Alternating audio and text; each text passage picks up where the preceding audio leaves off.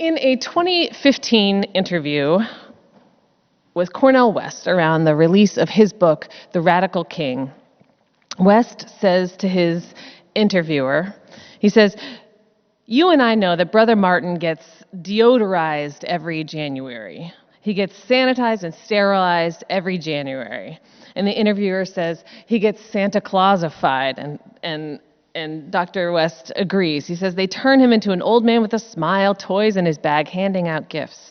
Everybody's got a smile on their face every January." But during King's time, he was seen very differently. Dr. West goes on to remind us.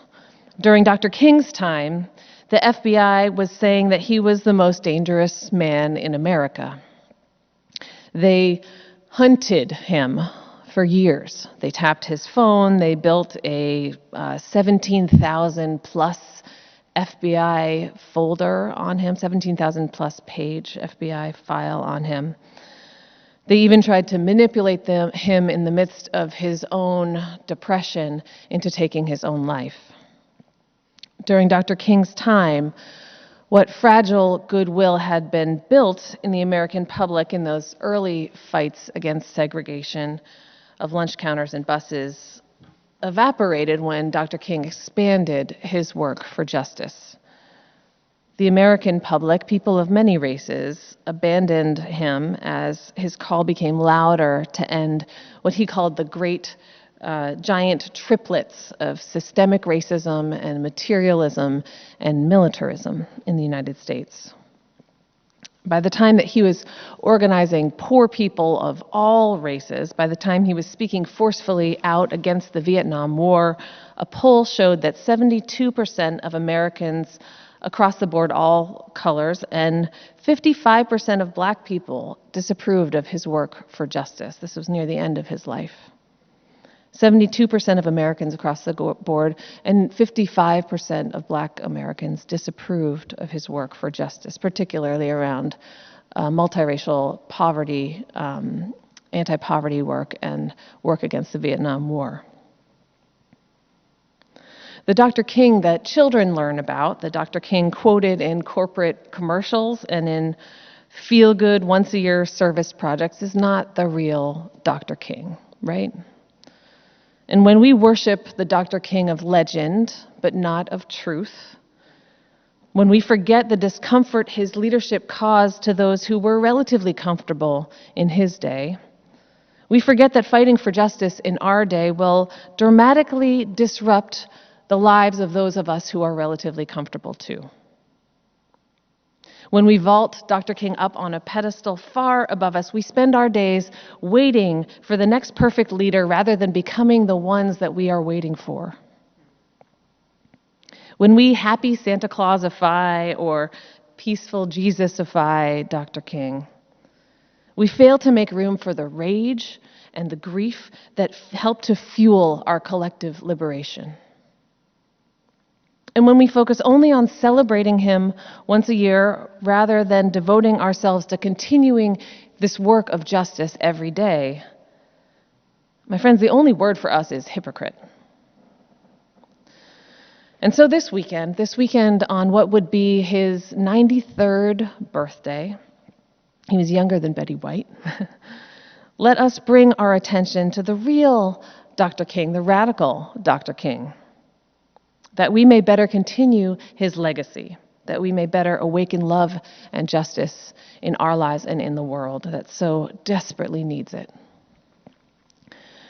So how many of you resonated with the words of Ijoma Luo that Andrew shared earlier? I'm just curious. Raise your hand if you resonated with some of those words. Yeah, okay, many of you.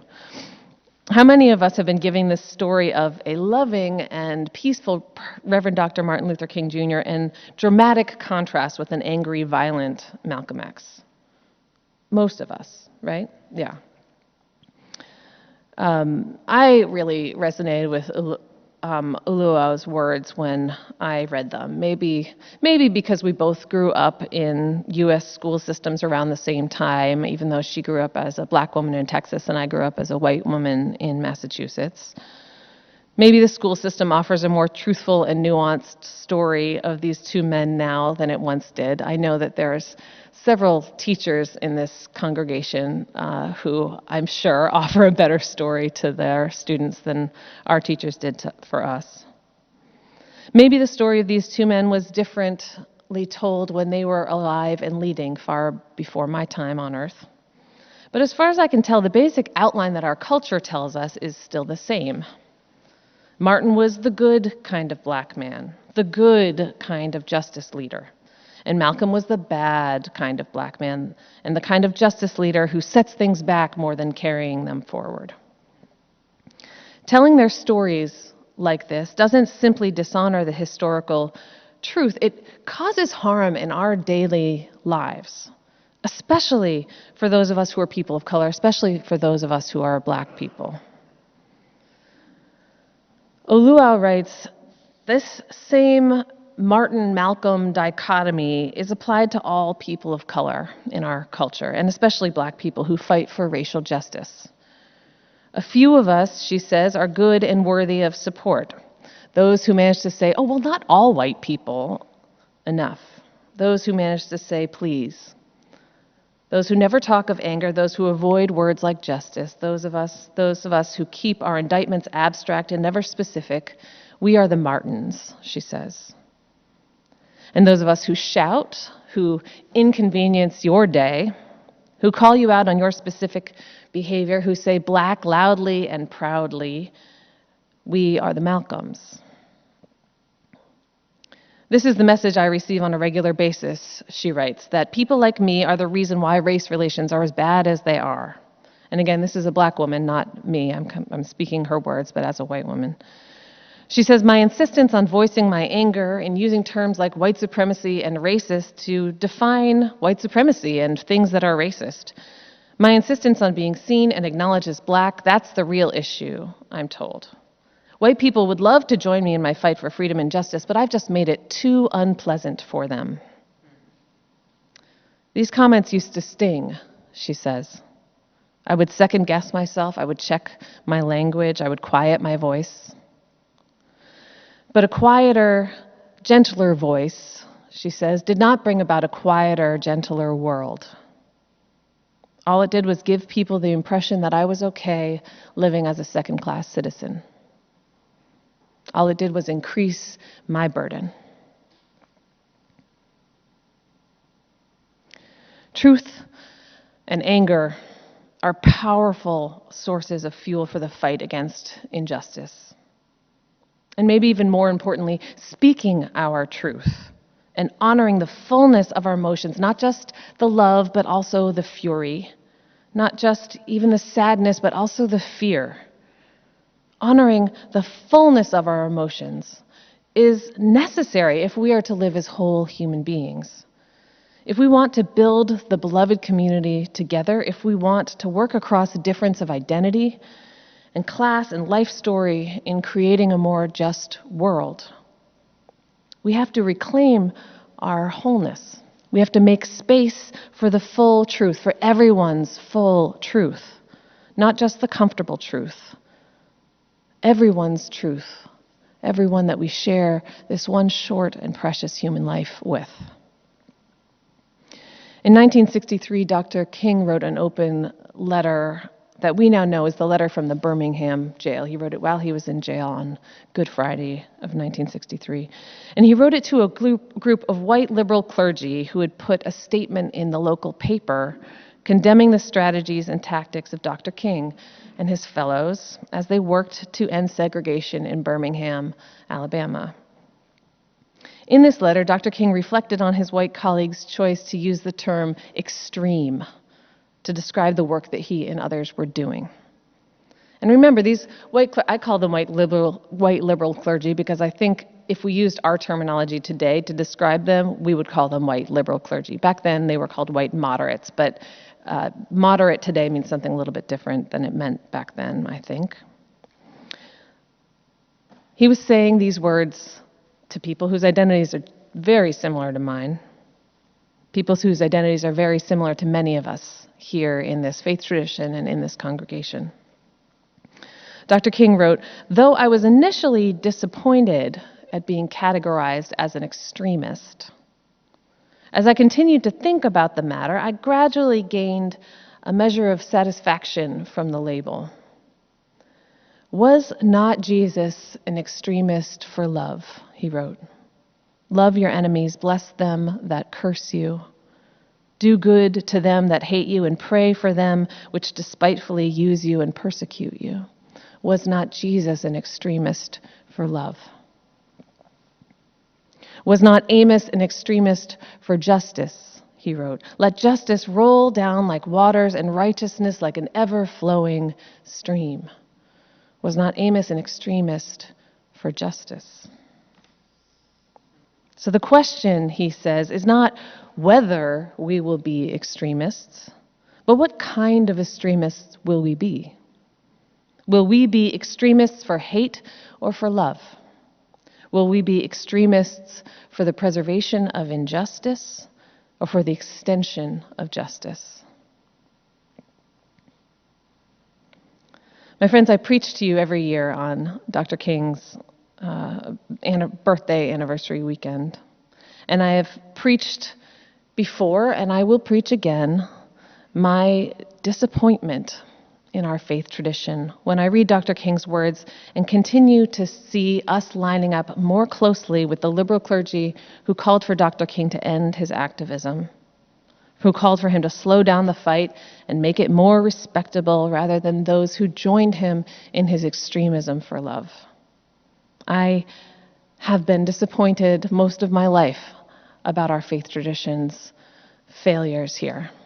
And I include myself in that group of people in our faith tradition. My beloved friends, my beloved congregation, I know how deeply we here yearn for a more just world. And I know how strong our desire is to end racial injustice. And I know the love in our hearts and the care in our intentions. And I also know that many of us, when we hear the word radical, we feel distant from it. I also know that when many of us hear the word revolution, we feel fear. I know that many of us hear the label extremism and can only think of someone else, someone scary, someone unhinged, extremism for hate, rather than thinking of ourselves. Some have said that the job of the clergy is to comfort the afflicted and afflict the comfortable. And so I speak these words in love, and I speak them to myself as much as I am speaking them to you. If we who revere Dr. King and yearn for social justice and racial justice won't do anything radical about it, we are hypocrites. I'm going to say that again. If we who revere Dr. King and yearn for racial justice but won't do anything radical about it, we are hypocrites. In his speech beyond Vietnam that was given, I think, a year to the day before Dr. King was assassinated, he said, "I'm convinced that if we are to get on the right side of world revolution, we as a nation must undergo a radical revolution of values. We must rapidly begin the shift from a thing-oriented society to a person-oriented society. When machines and computers, profit motives, and property rights are considered more important than people, the giant triplets of racism and materialism and militarism are incapable of being conquered. A true revolution of values will cause us to question the fairness and justice of many of our past and present policies." My friends, we need a true revolution of values, not just a celebration of a revered Santa Clausified martyr. We need a true revolution of values, not just one day off to think fondly of how much better it is now than how it used to be. We need a true revolution of values, not just even incremental change for good. A true revolution of values, a paradigm shift in our way of being. And my friends, I seek each week to fulfill this promise I make to you as one of your ministers to comfort the afflicted and afflict the comfortable. And I also seek to fulfill this promise, this other promise each week, to say something of what my Christian colleagues would call the good news, to say something of hope, to say something of possibility and opportunity for each one of us to play a role in this transformation of the world that we so yearn for. And so I want to say some of where I find hope today.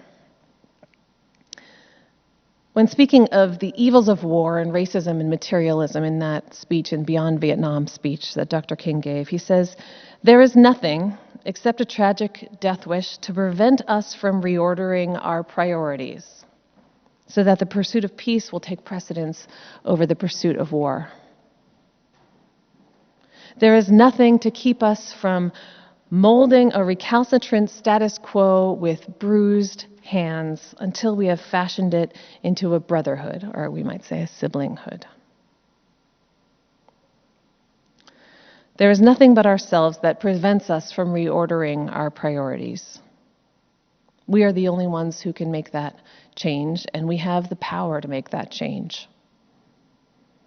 There is nothing but ourselves to prevent us from using these bruised hands of ours, these worn and calloused hands, these cold hands, tired hands maybe, arthritic hands, from remolding our status quo into a siblinghood, into a true beloved community.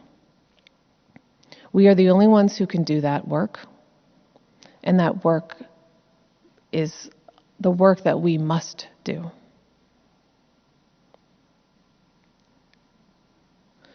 I find good news in our power to make that change, our power to remold the world, our power to reorder our priorities.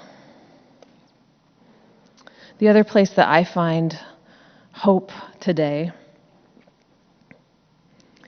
is actually in the power of religious community. And I think many of us know that Dr. King was both a minister and was someone who regularly bemoaned the failures of the contemporary church or religious communities from taking part in the work for justice. But he talks about how religious communities used to be. I think he was talking maybe early on in Jesus' day.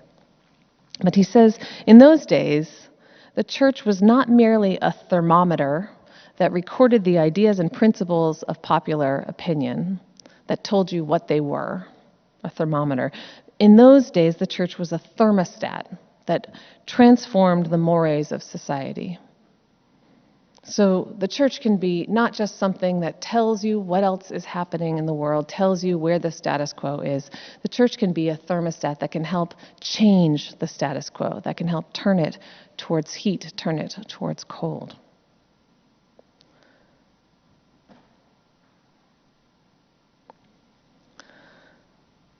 My friends, this is a time when people are needed in the work for justice just as much as they were needed in Dr. King's day, just as much as they were needed in Malcolm's day.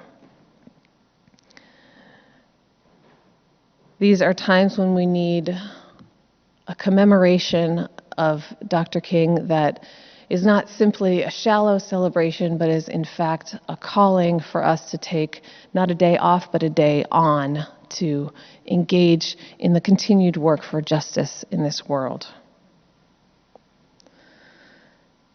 And my friends, we know that just one day on is not going to be enough either.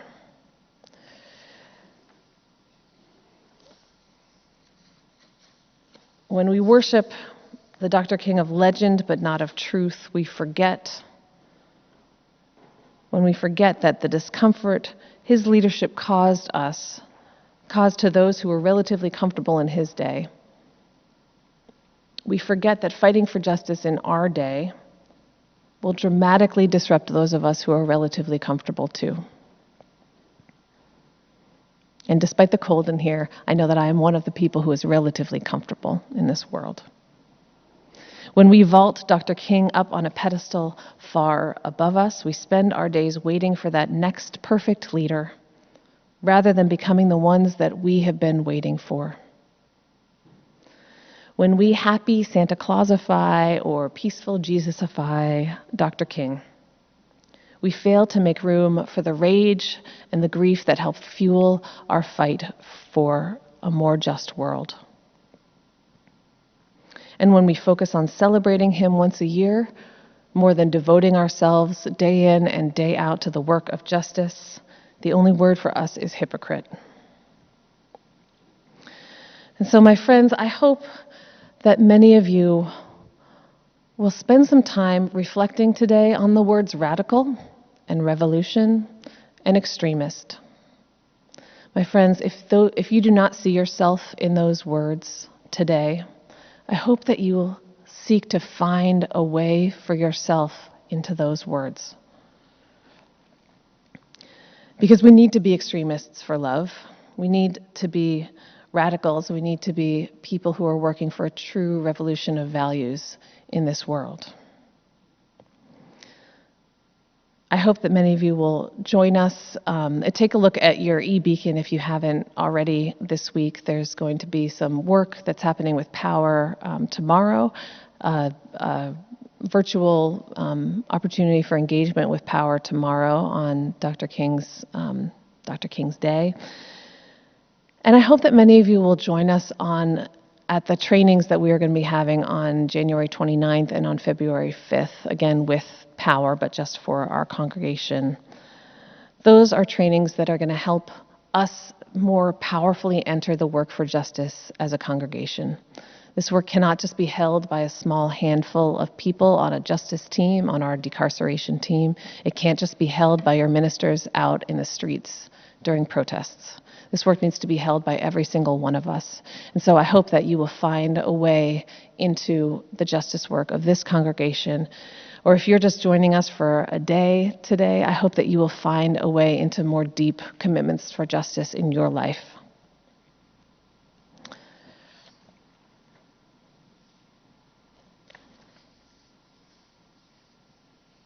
My friends, there is no one but us who can prevent us from reordering our priorities. There's no one but us who can prevent us from rebuilding a true beloved community with our bruised hands. May we go forth and use every part of our wholeness of being in the fight for racial justice and for all of the work of justice that is so desperately needed in our world. May it be so, and amen. Hi, I'm Reverend Hannah Capaldi. And I'm Reverend Abbey Tennis. We are the ministers at the First Unitarian Church of Philadelphia, where our mission is to awaken love and justice in our lives and in the world. We're so grateful that you watched, and we hope that the sermon connected with your soul. We also want to invite you to join us for a live worship service every Sunday at 11 a.m. Eastern Time. You can always find the link to that service on our website at www.philauu.org. In these services, you'll hear words like you've just heard, and you also get a chance to greet one another, pray together, sing together, and we even hold a virtual coffee hour after services to get a chance to greet some new and old friends. If you want to support the mission of this community and you feel moved to give, you can do so by going to the website that Reverend Abbey just mentioned. You can find that link below, or you can text 215-709-5095 and follow the prompts to give. If someone in your life needs to hear these words today, we encourage you to share this video. And again, thank you so much for watching. We hope to see you soon.